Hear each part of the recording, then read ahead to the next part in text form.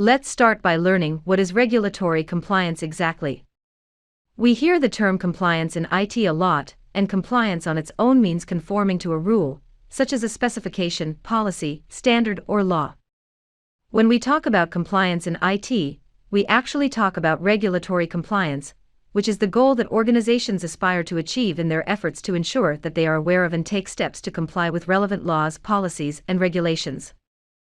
Some example regulations are the Health Insurance Portability and Accountability Act of 1996, or HIPAA, which applies to all health organizations in the U.S., the Federal Information Security Management Act or FISMA for federal organizations, and others such as HACCP, the famous GDPR, which I'm sure you've heard a lot about lately, and PCI DSS for credit card organizations.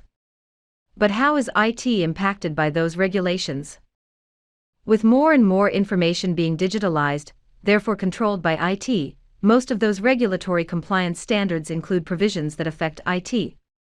There are simple ones, for example, most of them require detailed access logs for certain types of information, and HIPAA, for example, requires that those logs are kept for a minimum of 6 years.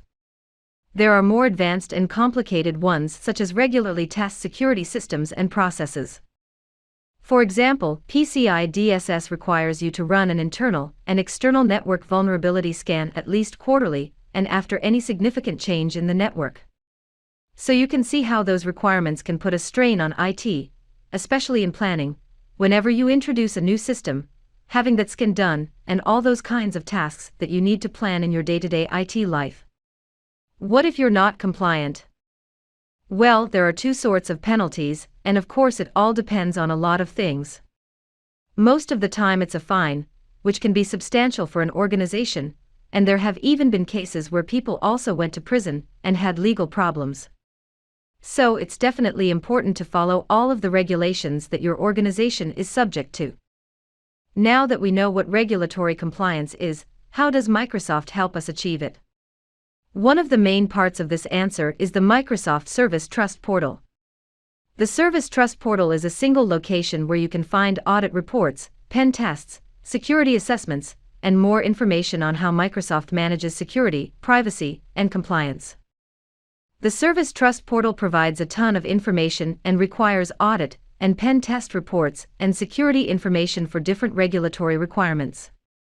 Since Microsoft hosts the infrastructure, they also need to do the audits on that part that they host and manage. So one of the advantages of the cloud is that since Microsoft is doing those audit and pen tests, internal IT doesn't have to do them. The Service Trust Portal also has a ton of information such as white papers on upcoming regulatory requirements. Another big part is the Microsoft Compliance Manager. The Compliance Manager is a workflow-based risk assessment tool located in the Microsoft Service Trust Portal that enables you to track, assign, and verify your organization's regulatory compliance activities related to Microsoft professional services and Microsoft Cloud services such as Office 365, Dynamics 365, and Azure. One of the things we will see when we look at the Compliance Manager in the lab in a few minutes is what I had mentioned at the beginning of this course: security in the cloud is a partnership. You can already see it in the screenshot that I have here. Most of the actions or requirements are split into two categories: Microsoft managed and consumer managed.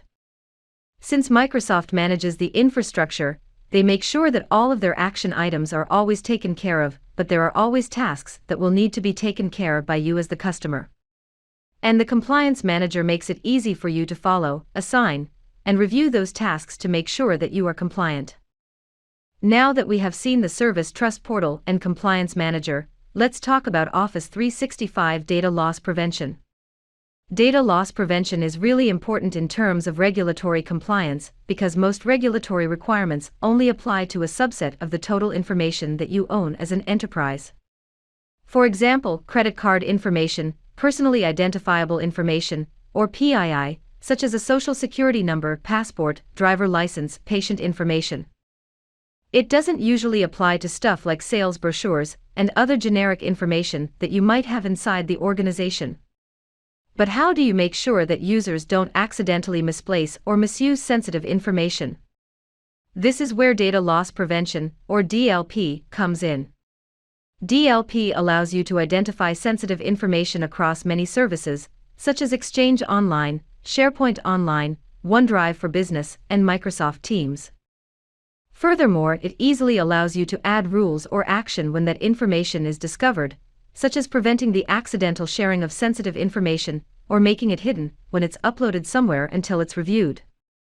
You can create rules both on common types of information, so let's say a social security number, or build your own sensitive information type, such as a patient file, which might be built in a way that is unique to your organization.